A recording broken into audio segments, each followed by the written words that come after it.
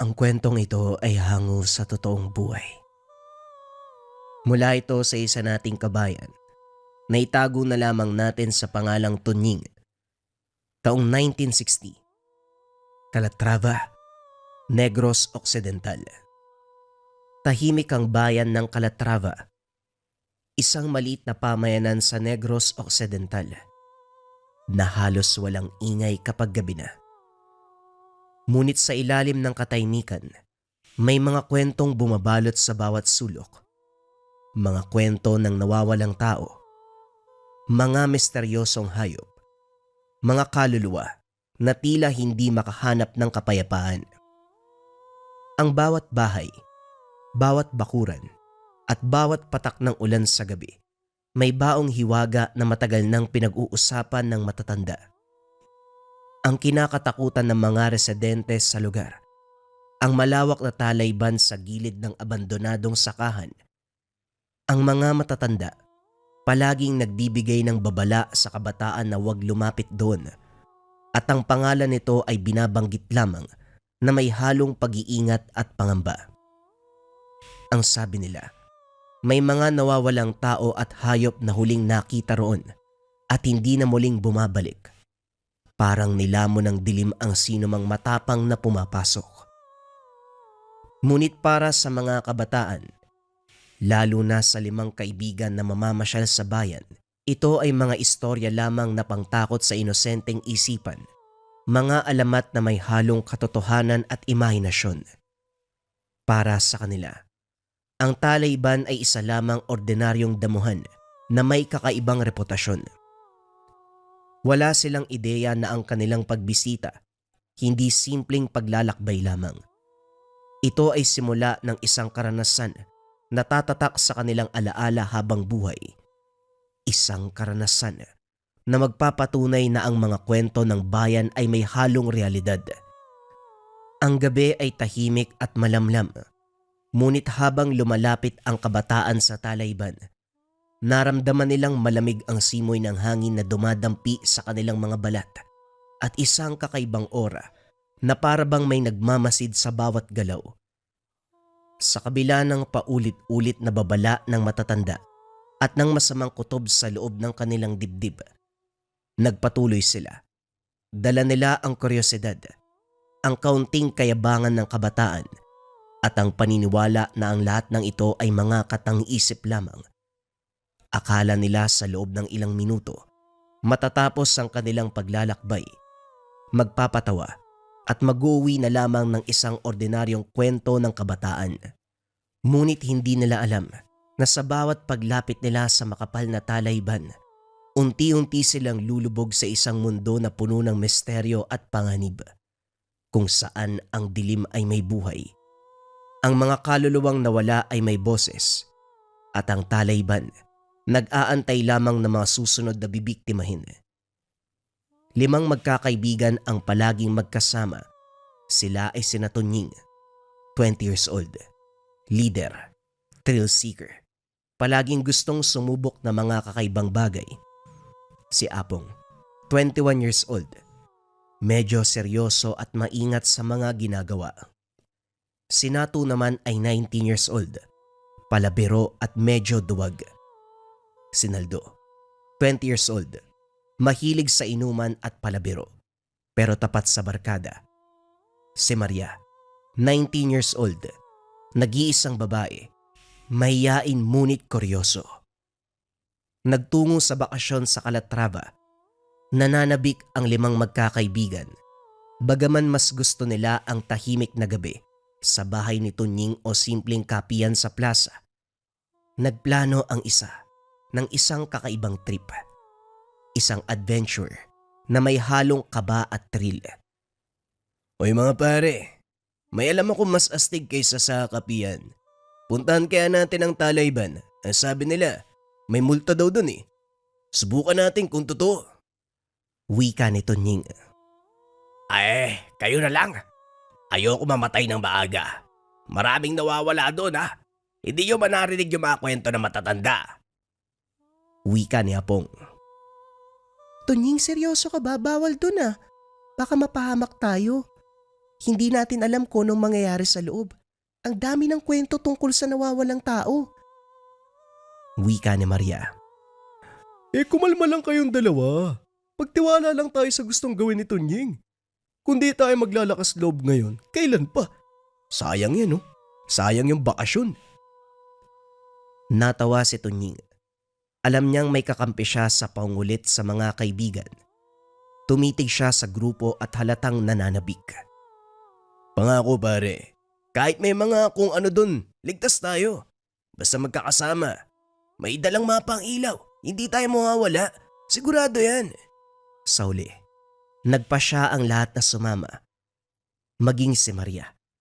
Bagaman natatakot ay napilitang pumayag. Dala ang kuryosidad at kaunting lakas ng loob. Ang pagpapasya na ito, sa una tila simpleng paglalakbay lamang, magiging simula ng isang gabi ng takot at tiwaga, isang karanasan na hindi nila makakalimutan habang buhay. Gabi na nang magsimula silang maglakad patungo sa Talayban. May dala silang lampara na medyo mahina ang liwanag, isang lumang pailaw na parang hindi sapat sa ganitong kadiliman. Kaunting inumin at higit sa lahat, isang hindi mapigil na kuryosidad. Halos maramdaman nila na ang bawat dampi ng malamig na hangin sa kanilang balat ay para bang may nagmamasid sa kanila sa dilim. Paglapit sa makapal na damuhan, agad naramdaman ang kakaibang oras sa lugar. Amoy ang halimuyak ng nabubulok na laman at lupa na nagbibigay ng kakaibang kaba sa dibdib. Mga pare, tignan nyo to.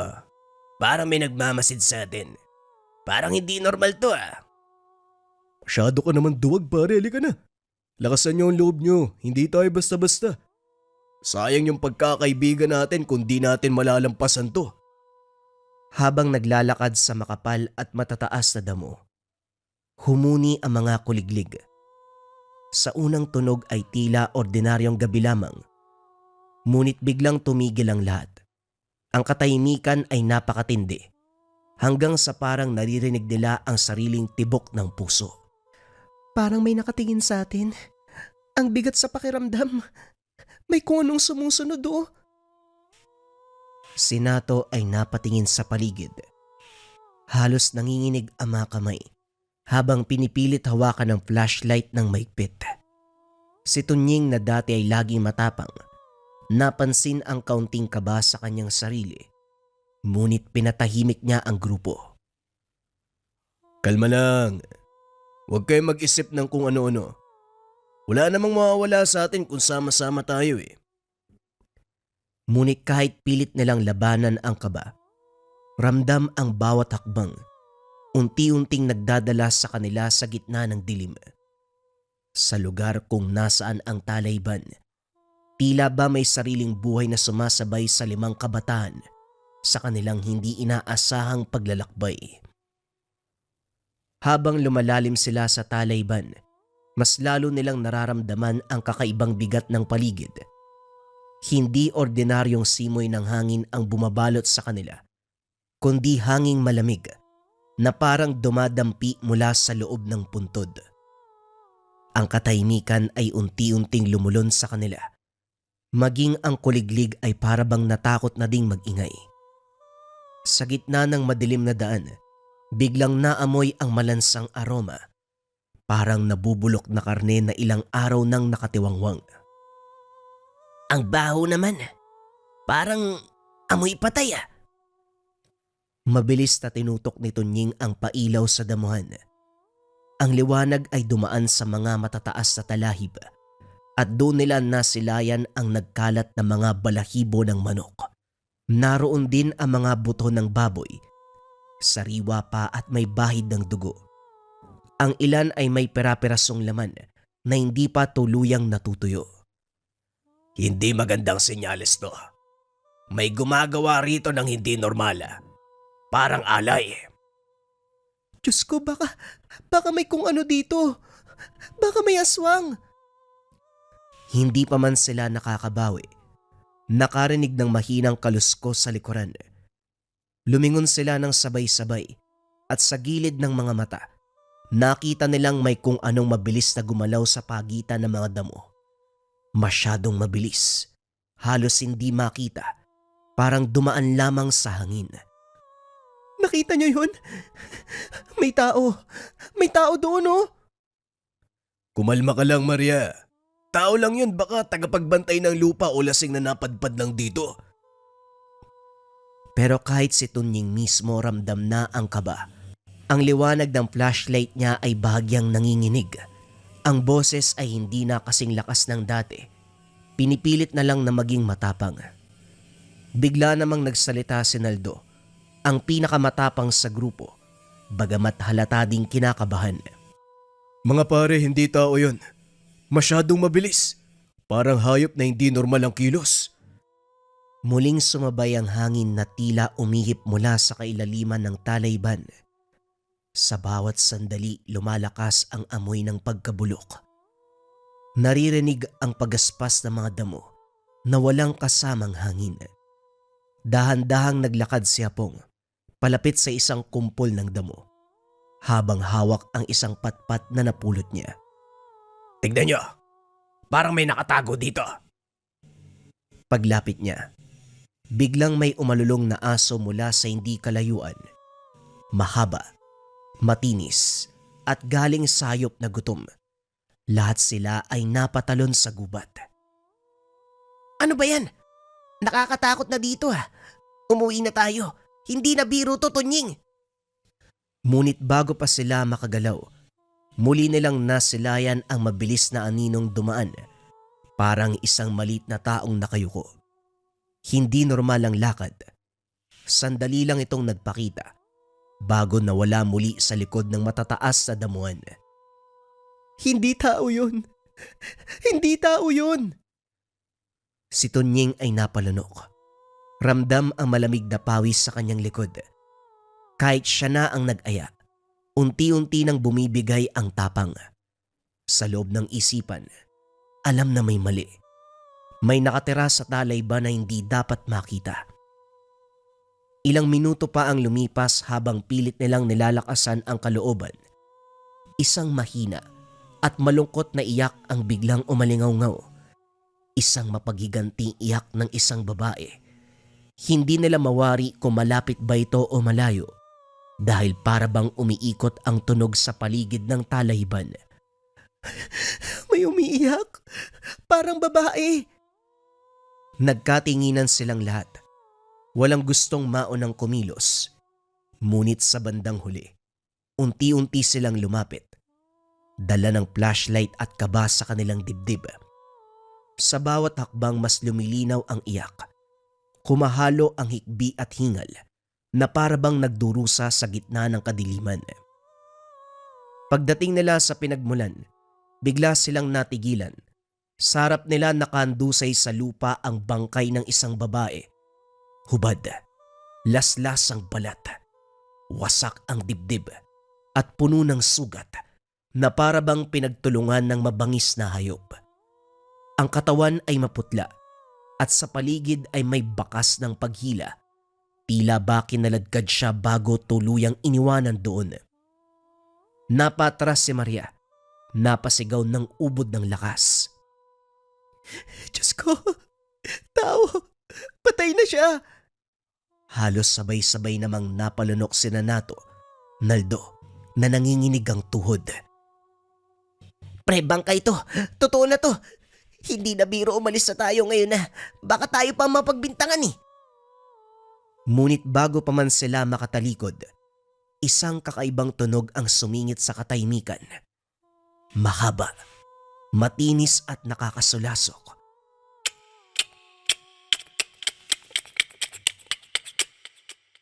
Napatakip ng tenga si Apong. Nanlilisik ang mga mata. Baka pare, tik-tik yan. Hindi na tayo ligtas dito. Nagkatinginan silang lahat at doon napansin mula sa itaas ng talayban. May kung anong nilalang ang gumagalaw. Mabagal. Paikot-ikot na parabang sinusundan sila. At sa sandaling yun, ramdam nilang hindi lang sila ang naroon. Mula sa pinakamadilim na bahagi ng talayban, Unti-unting lumitaw ang nilalang. Matangkad. Sobrang payat na halos dikit na ang balat sa buto. Mahaba ang mga kuko. Kumikislap sa ilalim ng mahina nilang flashlight. Ang mga mata ay nagliliyab na pula. Mula sa bibig, tumutulo ang malapot na dugo. Amoy panis at nakakasulasok. Bigla itong ngumisi ng nakakaloko. Anak ng aswang! Kagad silang nagtakbuhan. Pilit binabagtas ang makapal na damo na parang nagsasara habang dumadaan sila. Ang bawat yabag ng halimaw, mabigat at mabilis. Tila ba mas malapit ito sa bawat segundo. Mga pare, tulong! Tulong, wag niyo akong iwan! Nadapa si Nato habang tumatakbo. Lumapit si Apong at mabilis siyang hinila. Nanginginig ang mga kamay habang pilit inaangat si Nato mula sa putikan. Ngunit sa paglingon nila, halos ilang dangkal na lang ang layo ng halimaw. Nakaunat ang mahabang kuko at handa na silang sunggaban. Sa isang iglap, dumampot si Tunying ng malaking sanga at buong lakas na hinampas sa nilalang. Umalingaw-ngaw ang lagitik ng kahoy. Kasunod nito, ang dagungdong ng hampas sa katawan ng halimaw. Ngunit imbis na matumba, lalo itong ngumisi. Ang mga mata ay mas lalong nagningas at mula sa lalamunan, lumabas ang paos at nakakapangilabot na boses. Mga walang muwang, mga walang lakas. Kasabay ng tidig na ito ay parang gumagalaw ang talayban. May buhay ang mga damo. Humahampas sa tumahad lang sa kanila habang tumatakbo. Nagpasya silang kumaripas ng takbo patungo sa kabilang dulo ng talayban. Hawak-hawak ang mga pang-ilaw. Nanginginig na rin ang liwanag dahil mabilis na paghinga at takot. Ngunit sa bawat akbang, parang wala silang nararating. Paglingon nila, iisang puno, iisang kumpol ng damo, iisang bakas ang kanilang yapak. Paikot-ikot lamang sila. Paikot-ikot na bumabalik sa parehong lugar. Hindi normal to. Nililigaw tayo. Hindi ko na kaya, ayoko na dito. Gusto ko nang umalis. Habang lumalalim ang takot, biglang may boses na umalingaw-ngaw mula sa dilim. Hoy! Dito kayo! Bilisan niyo! Nagkatinginan ang lima. Hindi sigurado kung tutugon o tatakbo palayo. Ngunit muling sumigaw ang tinig. Kung ayaw niyong mamatay, sumunod kayo sa akin. Mula sa makapal na talayban, sumulpot ang isang matandang lalaki. Gusot ang buhok, marami ang kasuotan. Ngunit matalim ang tingin. Hawak niya ang isang itak na kumikislap sa ilaw ng buwan. Wala nang oras para magtanong. Sumunod kayo sa akin kung gusto niyong humaba pa ang buhay niyo. Nagdadalawang isip ang grupo. Ngunit nang muling marinig ang nakakakilabot na huni ng tiktik, wala na silang nagawa. Nagkatinginan sila, sabay-sabay na sumunod sa matanda. Habang ramdam nila ang malamig na ihip ng hangin na parabang may nakasunod pa rin sa kanilang likuran. Dinala sila ni Mang Pilo sa lumang kubo sa gilid ng talayban. Mula sa labas halos giba na ito. Mga dingding na yari sa kawayan, bubong na pawid na may mga siwang at pintuang waring mahuhulog na lang sa kalumaan. Ngunit nang makapasok sila, bumungad ang kakaibang amoy. Usok ng insenso, tuyong dahon at balat ng kahoy na nakasabit sa mga sulok. Parang mga panangga laban sa masamang espiritu at nilalang. Sa gitna ng maliit na kubo, nakalapag ang isang lumang mesa na may mga bote ng langis, asin at mga anting-anting na yari sa buto at bakal. Doon naupo si Mang Pilo. Mabigat ang balikat at pagod ang mga mata. Ngunit matalim ang titig na parabang kayang bumutas ng dibdib. Tay, ano po yun? Ano po yung halimaw na nakita namin? Umupo si Mang Pilo ng mabigat at saka marahang hinaplos ang kanyang balbas. Kita sa kanyang mga mata na matagal niya nang pasan ng lihim na ito at ngayong gabi lamang niya muling haharapin. Mga bata, ang tunay na pangalan ko ay Felipe, pero Pilo ang tawag sa akin dito. Ako ang huling bantay ng baryo. Matagal nang may mga halimaw dito. Mga apo ng mga aswang na naglipa na sa bundok. Kapag nagugutom sila, bumababa sila dito. At ang bangkay na nakita nyo kanina sa Talayban, isa yon sa mga nawawalang taga-baryo. Hindi na bago yon. Ginawa nilang pagkain ng mga tao. Nagkatinginan ang magkakaibigan. Nanginig si Maria. Halos hindi makapagsalita. Ibig sabihin po, hindi lang pala kwento yung mga nangyayari dito. Tumayo si Mang Pilo. Doon nakita ng mga bata ang mahabang peklat na tila bakas ng matinding labanan. Hindi ito basta-basta kwento lamang. Bata pa ako nung una kong makita ang mga nilalang na yon. Kundi dahil sa tapang ng aking ama, wala na ako ngayon dito. Baka namatay na ako. Siya ang unang bantay at nang siya'y pumanaw, akong humalili. Akala ng marami katang-isip lang ang lahat ng ito. Pero ngayong gabi, kayo mismo ang testigo. Napalunok si Naldo. Pilit nagtatapang-tapangan kahit nanginginig ang mga kamay. Tay Pilo, kung ganyan pala kalakas ang mga halimaw, paano tayo lalaban? Hindi nagsalita si Mang Pilo. Tumalikod siya. Dinampot mula sa dingding ang isang lumang itak na halos kumikislap sa ilalim ng ilaw ng gasera. Matagal niya itong hinawakan na para bang binabalikan ang nakaraan bago magsalita. Kung hindi nyo kayang lumaban, mamamatay kayo. Pero kung sasama kayo sa akin, baka may pag-asa pa. Ang tanong, handa ba kayong harapin ang gabing ito? Katahimikan ang bumalot sa lahat, na para bang humaba ang bawat segundo. Ramdam nila ang bigat ng mga salita at lalo nilang nararamdaman ang kilabot ng biglang dumampi sa hangin ang isang tunog. Mahina, pero malinaw.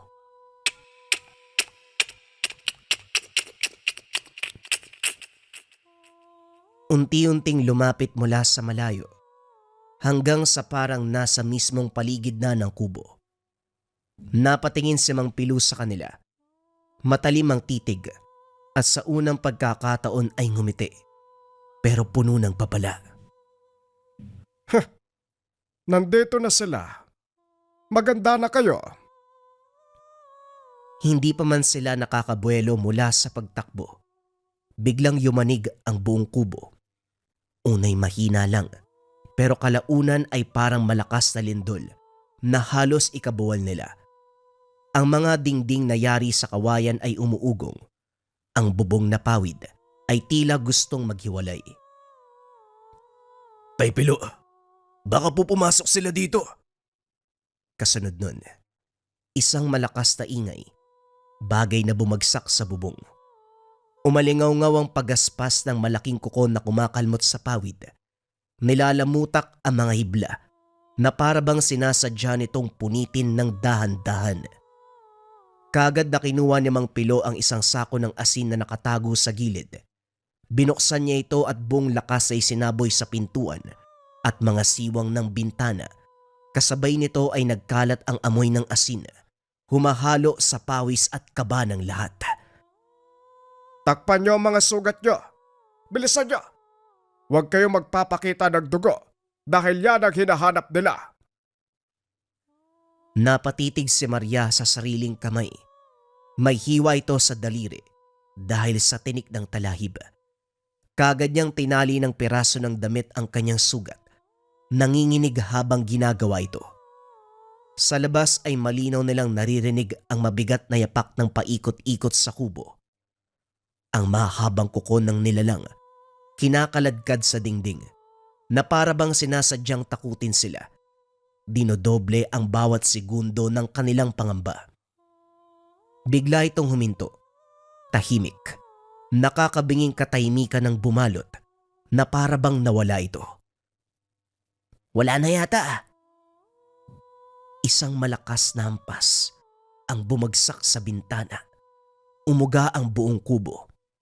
Narinig nila ang tinig ng halimaw. Malalim pero puno ng galit. Hindi kayo ligtas. Lalabas din kayo. Labas. Uubusin ko ang laman ninyo. Bawat salita nito ay tila gumagapang sa kanilang laman. Dumidikit sa kanilang buto. Si Maria ay napahawak sa tenga. Pilit na isinasara ang tenga upang hindi marinig ang hindi kaaya-ayang tunog. Habang si Naldo, napaupo na lamang sa isang sulok. Nanginginig at walang masabi. Muli nilang narinig ang pagkaliskis ng kuko. Pero ngayon, mas mabilis at mas marahas. Tila binabasag na ang dingding. Ang mga kawayan ay unti-unting bumibigay. Ang mga anino sa labas ay gumagalaw kasabay ng ilaw ng gasera. Huwag kayong matakot. Yan ang gusto niya. Labanan niyo ang takot niyo dahil kapag bumigay kayo, mas madali kayong mauhulog sa bitag. Ngunit kahit anong tibay ng boses ni Mang Pilo, hindi may tatanggi ang takot na dumadagungdong sa dibdib ng lahat. Sa labas, muli na namang nagsalita ang halimaw. Ngayon ay mas malapit. Parang nakadikit mismo sa pader. Naaamoy ko. Naaamoy ko ang dugo ninyo. Kasabay nun, bigla na lang may mahaba at matalim na kuko ang tumagos sa dingding. Halos tumama sa mukha ni Apong. Napasigaw siya. Sabay umatras ang lahat. Halos mabuwal sa loob ng maliit na kubo. Ilang minuto lang, unti-unting humina ang mga yabag. Alam ni Mang Pilo na ito na ang pagkakataon. Pinatay niya ang gasera sa loob ng kubo at iniwanan silang lahat na nasa dilim. Tanging liwanag ng buwan ang sumisilip mula sa siwang ng pawid. Kung tatakbo lang kayo, mamamatay kayo. Pero kung lalaban tayo, may pag-asa pa. Sumama kayo sa akin. Nagtitigan ng magkakaibigan. Nanginginig si Maria.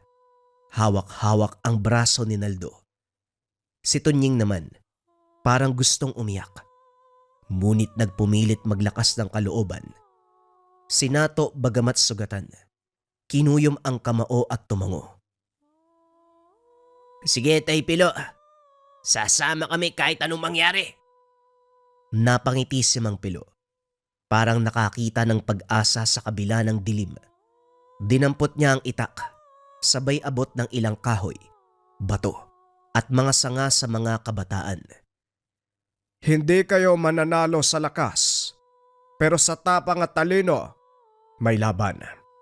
Tandaan nyo, asin, bawang at apoy, yan ang kainaan nila. Huwag kayong bibitaw. Lalaban tayo. Sabay-sabay silang lumabas ng kubo. Sa paligid humahampas ang malamig na hangin mula sa talayban. Nakakabinging katahimikan ng bumalot, tanging huni ng kuliglig at ugong ng hangin ang maririnig. Biglang gumalaw ang mga damo. Sumipol ang hangin. Mabilis na may sumulpot mula sa dilim. Isang halimaw na animoy nilalang na paniki. Mahabang kuko at pulang-pula ang mga mata. Sa isang iglap, nakalundag ito papunta kay Nato. Parang mabangis na hayop na gutom sa dugo. Nato, ilagan mo! Huli na.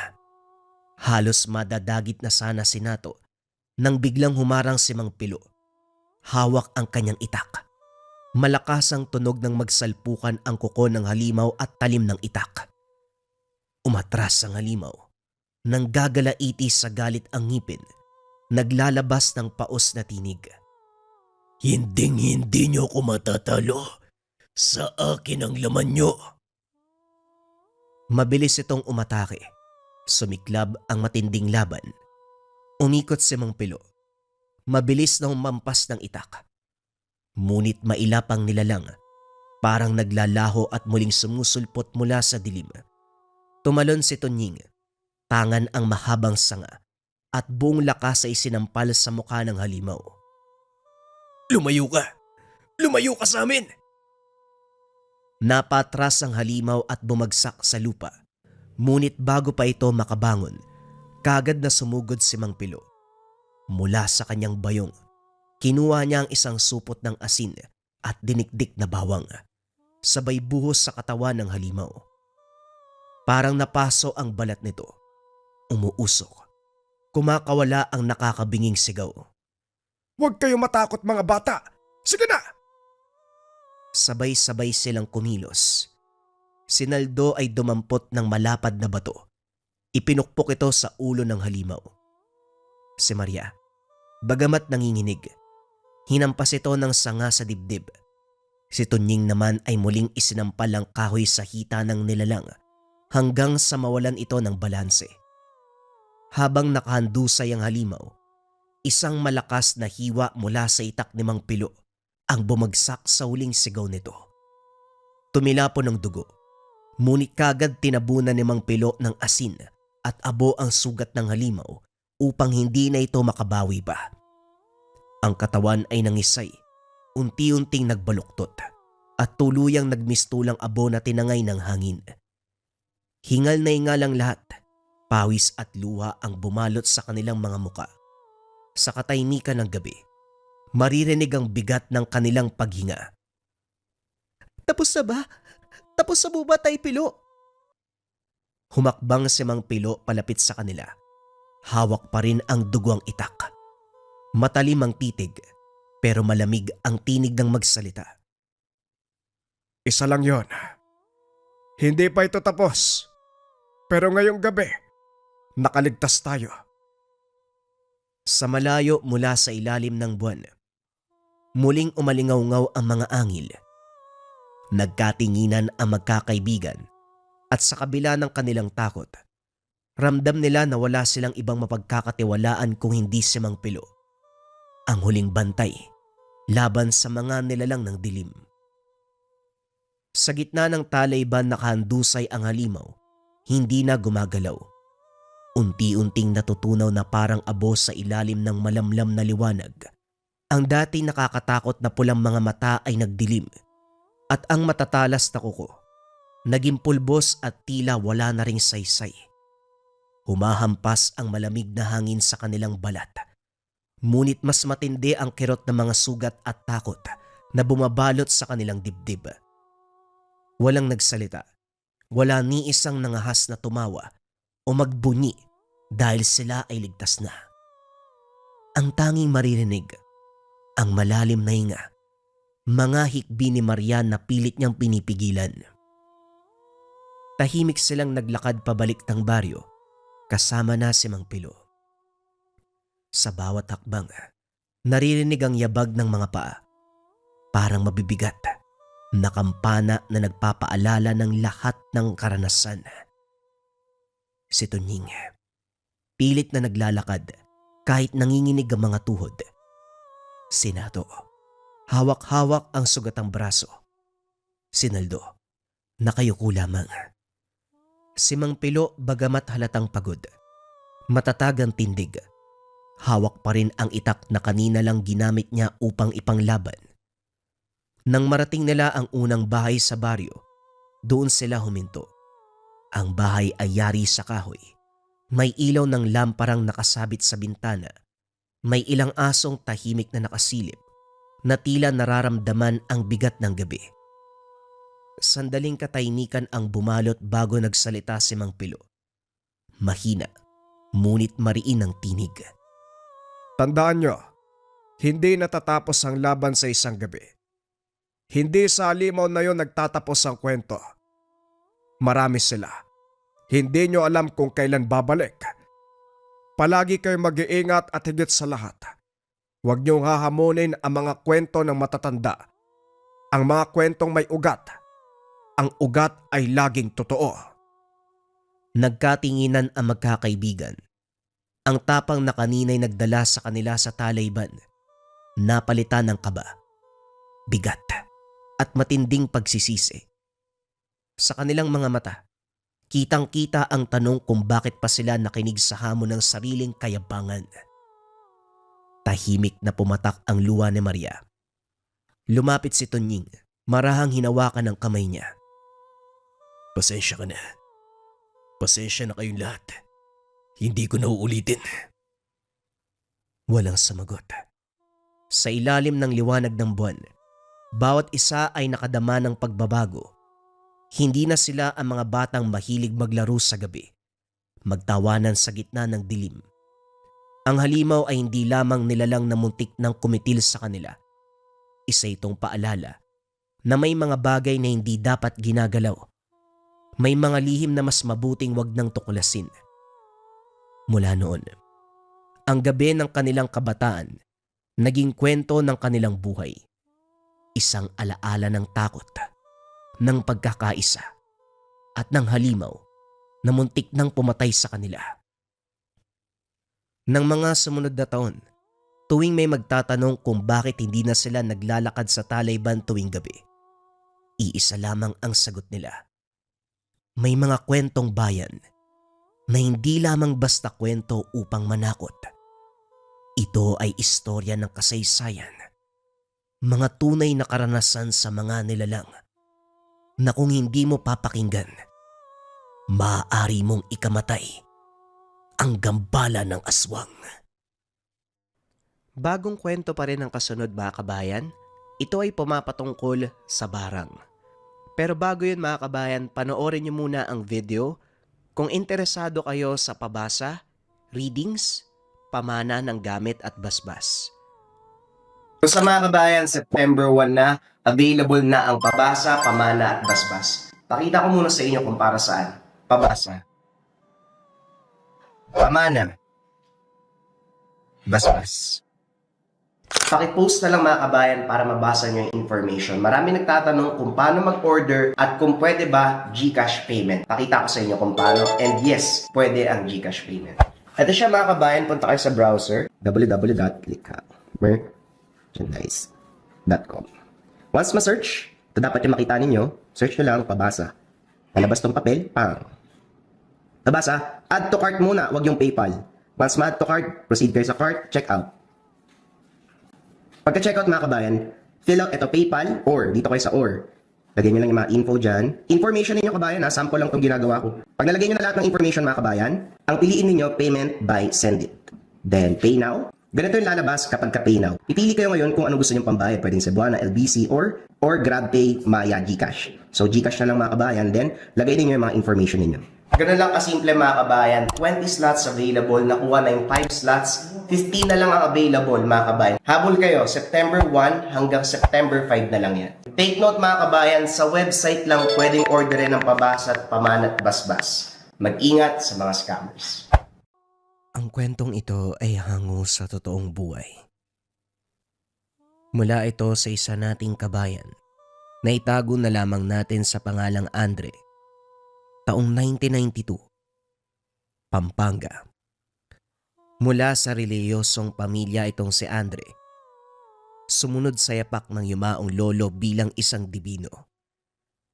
Subalit may ugali rin siya, minanasama, na pinaniniwala ang mambabarang. Umiiral paminsan-minsan ang kagaspangan ng pag-uugali. May tuturing na pinakamalakas dahil taglay din ang pamana ng lola na isang manggagamot. Parehong mataas sa katungkulan ng yumaong ninuno at hindi kailanman natatakot sa panig ng kaliwa. Anumang uri ng kapamakan, nakahandang sungin. Sa pagtungtong ng edad na 30, si Andre na lamang ang naiwan na mag-alaga sa nakababatang kapatid. Si Ana 20 taon, si Amber 18 taon. Parehong nakapagtapos ng kurso pero hindi nakapasa sa board exam. Nagtsatsaga na lamang sa minimum na sahod sa isang hasyenda sa Pampanga. Kaklase ni Ana ang anak ng may-ari, kung kaya't madaling nakapasok. Magaan ang trabahong binibigay sa kanila dahil mga babae. Sa takot na baka mapano ang mga ito, kung hahayaang lumipad sa Pampanga ng sila lang, tinalikuran ni Andre ang buhay sa Cebu para sumama. May kaunti ding ipon na saktong pinambayad sa tinutuloyang paupahan. Ang mga kapatid ang nagtatrabaho, siya naman ang naiiwan sa bahay para magluto, maglaba, maganda na mga gamit nila. Kung tutuusin, baliktad ang sitwasyon dahil dapat lalaki ang nagtatrabaho. Kaso hanggang elementarya lamang ang tinapos ni Andre. Ikalawang baitang lamang. Sakto lang na makilala ang letra sa alpabeto at makapagsulat ng pangalan. Kapos sa buhay nung araw, kaya imbis na sa paaralan, sa paghahanap buhay nakatuon ang atensyon. Sumasama sa lola na manggagamot sa iba't ibang lugar. Tumutulong din sa lolo kapag may gawain, katulad ng panunugis ng masasamang elemento. Nang tumagal sa Pampanga, napansin ni Andre na merong umaaligid sa mga kapatid. Bagay na hindi niya nagustuhan dahil dakilang drug lord ang lalaki. Idagdag pa ang edad na nasa 40 taon. Nagkagusto kay Ana. Kay Amber naman, nagpapatakbo ng ilegal na pasugalan. Edad 30 taon. Nang matunogan ito, hatid sundo ang mga kapatid. Haharangin ang mga delivery boy na maghahatid ng regalo mula sa matatandang manliligaw. Kapag siya ang makakatanggap, diretso kaagad sa basurahan. Isang gabi, sa mismong inupahan dumating ang manliligaw ni Amber.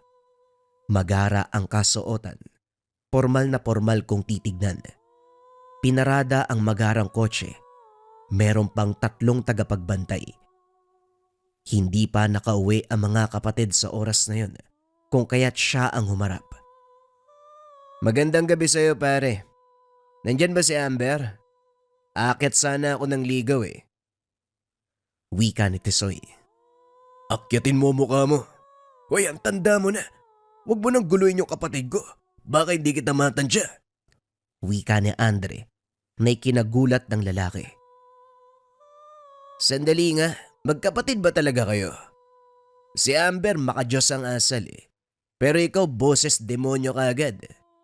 Pare, malinis ang intensyon ko sa kapatid mo. Hayaan mo kung ialay ang pag-ibig ko sa kanya. Huwag kang mag-alala. Mapapabuti siya sa mga kamay ko. Alagaan, mamahalin. Ibibigay anuman ang gustuin niya. Nagiging masama lang ang ugali ko kapag ganun din ang karap ko. Hoy, kriminal ka. Dahil nagpapatakbo ka ng ilegal na pasugalan. Sakop mo Maynila. Ika nila, madalas ka ring napapaaway. Naglalasing at higit sa lahat, ang dami ng babaeng dumaan sa'yo. Tapos ngayon gusto mong ligawan yung kapatid ko. Eh kung tayo na lang yung magligawan, tignan natin kung sino magtatagal. Binunot ni Andre ang itak para takutin ang mga ito. Kaso bumunot din ng baril ang mga tauhan. Pare naman, masyado naman yatang mainit ang ulo mo. Ikaw tong nagamon, pero sa bunutan pa lang ng armas talo ka na. Anong laban ng itak mo sa bala na mga tauhan ko? Kung ako sa'yo, mabuti pang pumayag ka na lang para maiwasan natin ang mga bagay na, alam mo na. Sa narinig nagpantig ang tenga ni Andre. Kagaya ng sinabi, mag-iiba ang ugali niya kapag tungkol sa kapatid. Masyadong matigas ang mga ito. Nakuha pang pumasok ng tahanan. Ginamit na ng binata ang tinatagong kakayahan. Nag-usal ng buhay na dasal. Layo nitong himukin ang isipan ng patutungkulan upang gawa ng masama ang kapwa. Tumama ito sa isa sa mga tauhan. Kagad nagkagulo ng pabigla-biglang sumuntok. Hindi madadaan sa awat dahil sinigurado ng binata na sasagad ang gagawin nito. Matapos maitumba ang kapwa tauhan Ang amo naman ang binalingan. Kumaripas ng takbo, sumakay ng sasakyan sabay harurot. Kinalas ng binata ang dasal. Nagbalik ulirat ang tauhan na kaagad naguluhan sa naganap. Inutusan nito ni Andre na iuwi ang mga kasama. Tumalima naman dahil sa takot.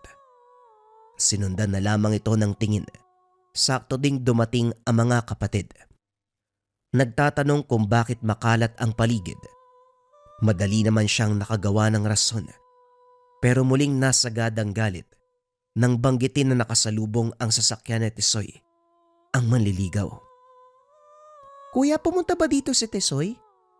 Parang sasakyan niya yung nakasalubong namin eh. May dala ba siyang regalo? Wika ni Amber. Kung iuntog kaya kita. Kapag talaga ganito ang usapan, kumikinang yung mga mata nyo. Dukutin ko yan eh. Nagbibiro lang. At saka, kagustuhan naman ni Tisoy na manligaw ah. Kung may dadaling siya, tatanggapin ko na lang din. Sayang yun ha? Muling wika ni Amber. Palibasa kasi tumanda si kuya na hindi nakaranas ng ganito. Kaya maliligaw natin ang pinagdidiskitahan. Wika ni Ana. O sige, pagkaisa nyo ako. Kapag naisipan kong umuwi ng Negros, bahala na kayo sa buhay nyo. Nagbibiro lang naman kuya. Ito naman masyadong dinidibdib. Wika ni Amber. Nakikita naman ni Andre na hindi sineseryoso ng mga ito ang manliligaw. Ang sa kanya lang, natatakot na baka bumigay, mapa sa kamay ng lalaking hindi kayang protektahan ang mga kapatid niya. Lumaki sila sa poder ng lolo't lola. Nagdusa ang ina nung araw. Uwi lang ito para buntisin ang ina at mawawala ng mahabang panahon. Hindi na rin nila nakita ngayon. Walang ideya kung nasaan. Ganitong tipo ng lalaki ang pinangangambahan niya na mapangasawa ng mga kapatid. Kinabukasan, manliligaw naman ni Ana ang nagpakita. Ganun pa rin. Magara ang sasakyan. Sosyal ang pormahan. May dalang regalo at pagkain na nagkakahalaga ng libo. Sa mukha palang mahuhulaan na kaagad na mayaman. Magandang lalaki. Seryoso. Handang panagutan ang nililigawan. Ang problema, may kakaiba sa pagkatao nito na hirap matukoy ni Andre. Yung bang sa matagal na pagtititigan, masasabing merong tinatago. Alam ko mas matanda ako, pero hindi kita tatawaging iyo. O namang tawag sa mas nakakabata. Huwag mong masamayin ang pagpaparito ko. Alam kong alam mo na ang tungkol sa akin. Nanliligaw ako sa kapatid mo eh. Naisip ko mamanhikan sa ganitong paraan upang formal kang makilala. Inabot ang kamay upang makipagkamayan, pero hindi ito tinanggap ni Andre. Ikaw, Diego, nagbebenta ka ng pinagbabawal na gamot. Labas-pasok ka sa kulungan. Marangal na babae ang kapatid ko. Hindi ka ba naiiya na pangarapin siya sa pagkatao mong yan? Maayos at mamahalin ang suot mo. May tsura ka rin pero hindi may kakaila ang katayuan mo sa buhay. Isa pa, doble ang agwat ng edad nyo. Huwag ka na magsayang ng oras. Hindi ako papayag na manligaw ka sa kapatid ko. Nagtitigan sila. Sinamantala ni Andre ang pagkakataon na mabasa ang katauhan nito. Kaso nga lang, parang may alam din sa lihim na karunungan. Malakas ang depensa nito sa espiritual na usapan. Sinubukan ni Andre na gamitin ang turo ng yumaong lolo. Bumigkas ng dasal sa isipan upang mabasag ang proteksyon. Kaso nga lang hindi natinag. Kagad duminto nang mapansin ng lalaki ang ginawa. Igagalang ko ang pagpapasya mo. Pero hindi pa rin ako titigil sa pagpaparamdam sa kapatid mo. Nag-usap na kami at hindi ko maramdaman na ayaw niya sa akin. Hayaan mo, kapag palagi na tayong magkikita, makikilala mo rin ang katauhan ko. Iiwan ko na lang ang dala kong regalo. Paborito niya ang bulaklak sa katsokolating yan. Napabuntong hininga na lamang si Andre sa inasal ng lalaki. Determinado sa pangliligaw. Kung hindi lang ito nagbebenta ng pinagbabawal na gamot, Hindi malayo ang edad sa kapatid. May tsansa ito na mapapayag siya. Papasok na sana nang may tumawag. Sa pagkakataong ito, isang lalaki na hindi katangkaran. Malaki ang polo at pantalon. Halos takpan ng kwelyo ang leeg. Hindi rin kagwapuan dahil sa malalaking mga mata. Ilong na pango, nakalabas ang isang ngipin, at higit sa lahat, mabaho. Ito si Jose, nangungulekta ng kalakal, kaso nga lang sa gabi. Magandang gabi, Andre. Gusto ko sanang magpaalam sa'yo. Narinig ko ang usapan nyo ng lalaki. Ayaw mo sa taong may ilegal na negosyo. Malaki ang agwat ng edad. 25 anyos pa lang ako. 5 taon lang ang tanda kay Amber. Hindi sangkot sa anumang ilegal na gawain. Marangal na mangangalakal. At higit sa lahat, taus-pusong mag-aalay ng pagmamahal. Nagbabaka sakali lang, napayagan mo kung ligawan si Amber at saka hindi nagawang tapusin ni Jose ang pagsasalita nang batuhin ng sinibak na kahoy, panay ilag upang makaiwas.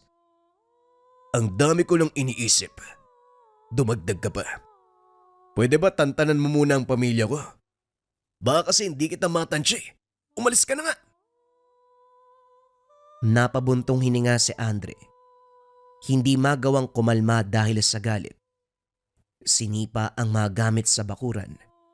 Saka lang tumigil nang dumating ang mga kapatid. Kagad nagdahilan, kaso nahuli nang makita ang iniwang regalo ni Diego.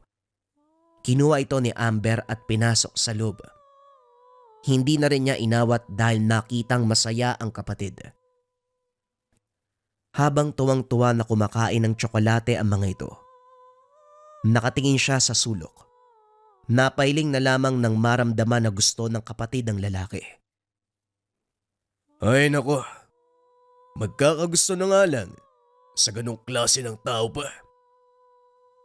Pagtapos nun, gabi-gabi na kung dumalaw si Diego, kung ano-anong regalo ang bitbit. Tama din ang sinabi nito na kapag napapadalas ang pagkikita, makikilala ang pagkatao kagaya ngayon. Unti-unting naging malinaw kay Andre na may kaalaman sa lihim na karunungan ang lalaki. Mataas ang bakod nito sa sarili na hindi kayang tupukin ng mababang uri ng orasyon. Nang magkaoras, dali-daling inusisa. Diego, mag-usap nga tayo sandali. Gusto ko lang linawin kung sino ka ba talaga. May nararamdaman ako sa'yo eh. Marunong ka sa lihim na karunungan. Anong klaseng nilalang ka? Mabuti naman napansin mo. Binaba ko ng kaunti ang pananggalang para mabasa mo. Napansin ko na sumubo ka nung nakaraan eh. Wag mo ring isipin na ginagawa ko to para magpalakas sa'yo ha. Sadyang ganito lang talaga ang pagkatao ko. Huwag na tayo magkaila. Mula ako sa pamilya na mambabarang. May malalim akong kalaman sa lihim na karunungan. Hindi ba ikaw rin? Malakas sa puwersa ang nararamdaman ko sa'yo. Hindi basta-basta. Mabuti naman kung ganon. Hindi ko na pala kailangan ipakilala ang sarili ko. Ngayong nagkaalaman na, umanda ka kapag nasaktan ng kapatid ko. Paghiwalayin ko yung buto at laman mo. Ibig sabihin pumapayag ka na sa paliligaw ko. Ang ibig kong sabihin, sa oras na saktan mo si Amber, ako mismo magiging kamatayan mo. Nagkatitigan ang dalawa. Parehong nagbabanta sa pamamagitan ng tingin. Pagsapit ng araw ng pagsisimba, magkasama ang magkakapatid. Siksikan sa sandaling yun kung kaya't hindi magkakatabi. Sa unahan sina Ana at Amber, samantalang nasa likod si Andre. Tahimik na nakikinig sa salita, hanggang sa napansin ng binata na may kakaiba sa hangin. Nang sumulyap sa kabilang direksyon, nasipat si Diego. Gumagalaw ang labi nito, bagay na nagpaalerto sa kanya. Diretso ang tingin ni Diego sa kanyang kapatid, kaya gano'n na lamang ang pagmamadaling kontrahin. Hanga siya sa bilis nito dahil pagkatapos mapigilan, agarang sumulyap sa kinalalagyan niya. Sinamaan ang tingin pero bumalik sa pag-usal. Humugot ng hininga upang pakalmahin ang sarili. Kahit papano, gusto niyang respetuhin ang simbahan. Pasimple itong nilapitan. Kung gusto mong magsimula, doon tayo sa labas. Igalang mo ang presensya ng simbahan. May ginagawa ako. Huwag kang magingay. Nagpatuloy ito sa pagpapakawala ng orasyon hanggang sa nakita niya si Jose sa lugar. Malinaw na nakikita ang pagbigkas ng orasyon.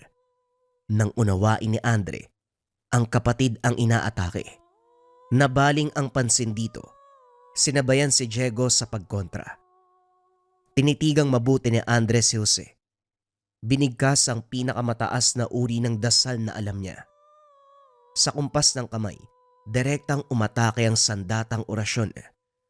Nakailag ang lalaki nang mapansin ang enerhiya sa direksyon niya. Gayunpaman nagtamo ng sugat ang espiritual na kamalayan. Nagulat ang mga tao nang biglang sumuka ng dugo. Hindi natulungan dahil nagmamadaling umalis. Hindi na tinapos pa ang misa. Hinila ni Andre palabas sa mga kapatid. Hindi nagtanong ang mga ito dahil kapag kakaiba ang kilos niya, nauunawaan na ang ibig sabihin. Pagdating sa tahanan, sinuri ang kalagayang espiritual ni Amber. Ipinatong ang palad sa ulo, habang ang kabilang kamay ay nasa pulso. Sa kabutiang palad wala namang napinsala, hindi rin nakapasok ang atake ng kalaban. Kuya, ano bang nangyayari? Hindi pa tapos yung misa pero umuwi na tayo. Ngayon naman sinusuri mo ko. May kinalaman ba to sa nangyari sa simbahan? Magmula ngayon, iwasan niyo si Jose. Lokong yun, Basta, huwag kayong lalapit sa kanya. Umiwas kayo. Lumabas si Andre para harapin si Jose. Pinuntahan sa barong-barong malapit sa tambakan ng basura, kaso wala ito roon. Ang mga kasama ay wala ring ideya kung nasaan. Bumalik siya sa simbahan. Tinignan ang klinika ng bayan, maging ang tindahan kung saan ito madalas. Wala rin siya sa lugar. Hanggang sa nakasalubong si Diego. Huminto ito at binaba ang bintana ng sasakyan. Tinawag siya pero hindi sumagot. Nayayabangan sa dating. Huminto rin ang banggitin ang nangyari kanina. Huwag ka mag-alala. Ako nang bahala sa lalaking yun. Sisiguraduhin ko na magdurusa siya sa ginawa niya. Bakit, anong gagawin mo? Diretsa ang usapan lang. Huwag ka nang makialam dahil problema ko to. Kapatid ko ang biniktima niya. Labas ka rito. Biniktima niya ang babaeng mahal ko kaya may pakialam ako. Sa ayaw at sa gusto mo, ako ang magpaparusa sa lalaking yun. Pinuruan mo siya pero duda ko na yun ang tatapos sa kanya. Malakas din yun, kaya huwag kang magtaka kung makakayanan niya ang ginawa mo. Subalit para kay Andre, walang makakaligtas kahit daplis lang ang tumama. Ang espiritual na sibat, hindi matatakasan ni numan. Kinitil na nito ang buhay ng marami. Engkanto, duwende, gabunan, mambabarang, mangkukulam, at kahit ang mataas na uri ng elemento, hindi nakakaligtas. Ito ang dahilan kung bakit kinakatakutan ang lolo niya noong araw. Makaraan ng ilang linggo, napansin ni Andre ang panghihina ni Amber. Walang pagbabago sa pisikal na anyo. Malusog tignan. Pero kung gumalaw, mapapansin ang panghihina. Mapili na rin sa pagkain maging sa inumin. Ilang araw lumiban sa trabaho dahil hindi nakakabangon. Hindi rin nabahala dahil marunong sa panggagamot ang binata. Sinuri ang kalagayan. Nang matukoy nagmamadali sa paghahanap ng mga dahon at iba pang sangkap. Lahat ng ito ay pinakuluan. Muling sinuri para makumpirma sa ikalawang pagkakataon ang sitwasyon. Ganun na lamang ang galit nang makapa ang bakas ng barang. Sa punto ito, ginamit ang karunungan upang kalasin ang sumpa. Muling pinatong ang palad sa ulo ng kapatid. Binigkas ang dasal na unti-unting pumukaw sa kamalayan ng mambabarang. Nakita niya ang figura nito pero malabo ang pagmumuka. Gayunpaman ipinagpatuloy ang ritual. Tinawag ang espiritual na sandata. Ito ang inutusang pumutol sa sumpa. Kaso mabilis kumontra ang mambabarang. Sinundan ng mahabang orasyon, layong pasunurin ng sandata, utusang hagupitin ang mambabarang habang siya naman inaasikaso ang pagkalas ng sumpa. Sa karunungang ginamit, matagumpay na natanggal ang barang, muli na namang sumambit ng buhay na dasal upang protektahan ang kamalayan ng kapatid habang binalingan ang pakikipagbuno sa mambabarang. Sa puntong ito, espiritual na kamalayan ng dalawa ang magkarap. Walang pag-uusap na nangyari. Diretso ang bawat panig sa pagpapakawala ng panlaban. Nagulat ang binata nang maglabas ito ng espiritual na sandata, ang makamandag na ahas. Maliksi ito, nagawang sabayan ng galaw ng sibat. Umiilag, umiiwas, at higit sa lahat ay may bakal na balat. Tumatama paminsan-minsan ang sandata pero hindi makapag-iwan ng pinsala.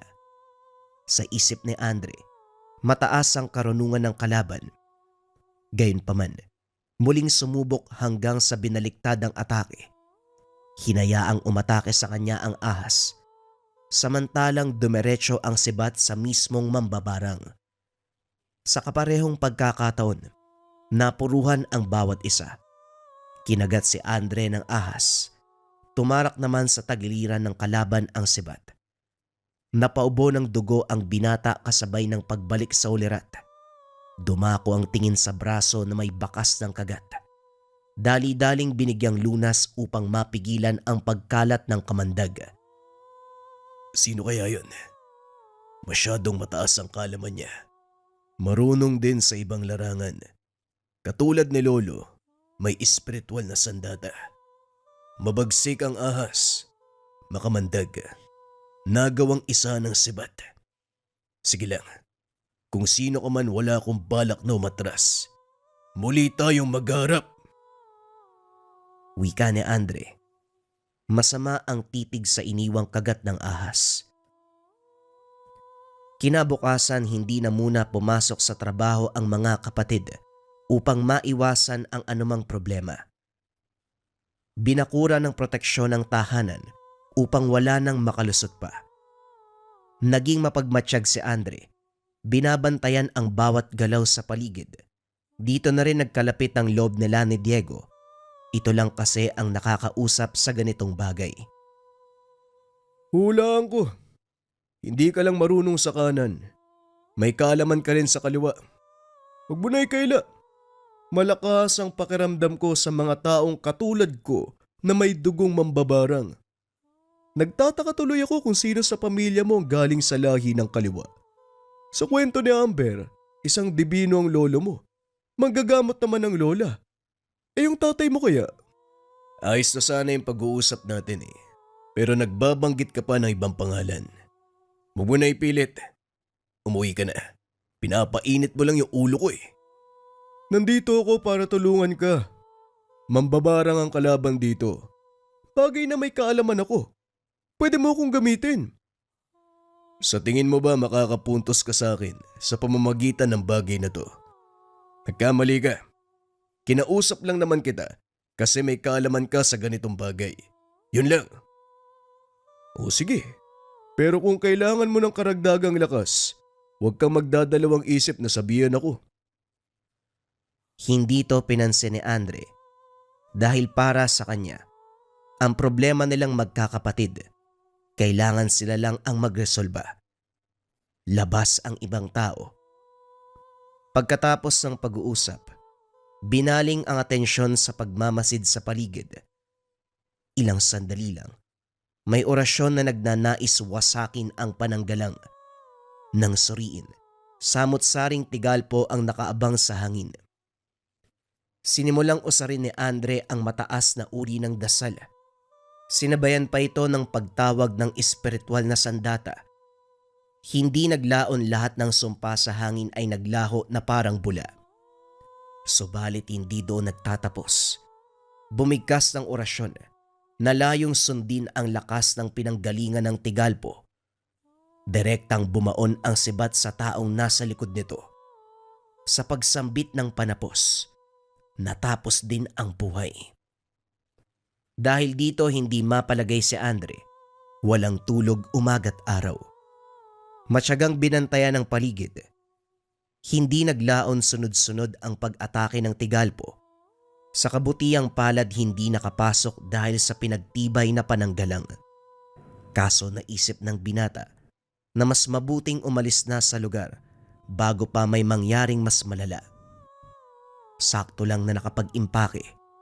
Malakas na orasyon ang sumira sa bakod. Gulat na napalingon si Andre nang maramdaman ang enerhiya.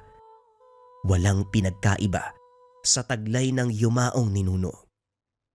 Dali-daling lumabas, nasipat sa madilim na bahagi si Jose. Kumaway pa bago umalis.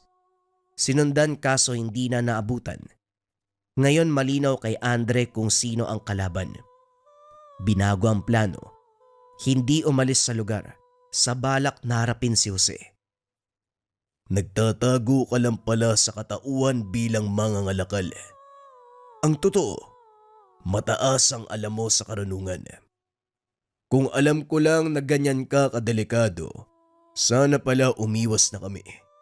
Nakipagkaibigan ka pa. Hayop ka! O ano, hindi mo na ba kaya? Hayaan mo na kasi akong tumulong. Ito, gamitin mo. Pagsabayin ng dibinong lakas at dugo ng mambabarang. Siguradong walang kawala ang kalaban mo sa ganyang pamamaraan. Napalingon si Andre nang magsalita si Diego. Nag-abot ito ng bayong na naglalaman ng isang uri ng tangkay. Merong orasyon na nakasulat. Kilala niya ang simbolo dahil may nakalaban ang yumaong ninuno nung araw. Alam niya ang taglay nitong lakas kung kaya't napangiti. Kaso nga lang, kinakailangan mag-intay ng tamang araw at oras upang gumana ng maayos ang ritual. Lumipas muna ang ilang araw bago ito nagawa. Sa pagsapit ng takip silim, sinimula ng ritual. Si Diego ang gumamit ng pambabarang. Hinanda ang lahat ng kakailanganin. Si Andre sa kabilang banda. Nakahanda na rin sa pagsugod. Ang binata ang nakatalaga sa pagbukas ng portal patungo sa espiritual na kamalayan. Mabilis na tunto ng kinalalagyan ni Jose na kasalukuyang nagkakarga ng orasyon. Akma na sana itong magpapakawala ng sumpa. Subalit naudlot ng mabaling ang atensyon, kagad siyang dumepensa. Sa udyat ni Andre, sinimulan ni Diego ang ritual ng barang. Aatake ito sa katawan ni Jose. Sinabayan naman ng atake ng binata na layong sumugod sa espiritual na kamalayan. Sa puntong ito, aktwal na nagsimula ang laban. Sinigurado ni Andre na hindi makakalabas sa espiritual na dimensyon ang pinakawalang orasyon ng kalaban para walang mapinsalang inosente. Sinundan ito ng pagtawag ng espiritual na sandata na kaagarang umatake. Kaso muli na namang humarang ang makamandag na ahas. Tinamaan ito at napuruhan. Muling umusal ng dasal at ang sandata'y sumugod kay Jose. Nagawa nitong makailag ng ilang ulit pero sa uli ay wala ring kawala. Bumulwak ang dugo. Kasabay ng pag-inda ng insektong ibinaon ni Diego sa katawan nito sa pamamagitan ng barang. Hindi na ito nakapalag. Hindi na nakagalaw. Sandali lang naman. Masyado kayong nagmamadali. Hindi ba pwedeng maglaro muna tayo bago ang patayan? Palibasa kapag mga bata, patayan agad ang iniisip. Nagsanib puwersa pa talaga kayo. Barang at dibino. Sumuko ka na lang kung ayaw mong mamatay. Ano nga bang dahilan mo para paulit-ulit daw matake sa pamilya ko? Nako naman, Akala ko matalino ka. Hindi pala. Ako na mismo magsasabi para maging malinaw sa'yo. Gusto ko ang kapatid mo. Yun lang naman ang nais ko eh. Wala akong pakialam kung ano ang gusto mo. Hindi matino ang utak mo. Baliw ka. Nagpakawala muli ng usal si Andre. Muling ginamit ang espiritual na sandata. Ilang ulit tumagos ang sibat. Mula sa katawan hanggang sa espiritual na kamalayan. Hindi nakapalag dahil pinagtibay ng binata ang lakas ng sandata. Isa pa, wala ring magagawa sa kadailanang hawak ni Diego ang pisikal na katawan. Unti-unting winasak ng insekto ang kaloob-looban. Butas-butas ang balat sa paglabas-masok ng mga insekto. Hindi naglaon. Tinapos ng binata ang laban sa pamamagitan ng muling pagtagos ng sibat sa puso. Bumulagta si Jose sa sariling tugo. Matapos ng kaganapan, nagkatinginan si Andre at Diego. Inabot ng lalaki ang palad para sana makipagkamayan, tanda ng pagtutulungan. Kaso hindi tinanggap ng binata. 2 beses mo nang hinindihan yung pakikipagkamay ko O siya, lilinawin ko ang totoo kong pakay. Wala naman akong gusto sa kapatid mo Gusto ko lang tumulong sa mga tao. Pero mas mataas pala ang kaalaman mo kaysa sa akin. Kaso nga lang kinakailangan mo pa rin ng tulong ko. O dahil tapos na ang mission ko, alis na ako. Ulitin ko. Wala akong gusto sa kapatid mo. Gusto ko lang tumulong. Nagulat si Andre nang marinig ito. Ang buong akala niya, lahat ng lumalapit sa kanya, gusto lamang makuha ang mga kapatid. Matapos ang kaganapan, formal na nagpaalam si Diego, hindi na kailan pa nang himasok. Nakahinga si Andre, nalusutan ang lahat ng problema. Una, nagapi ang mambabarang.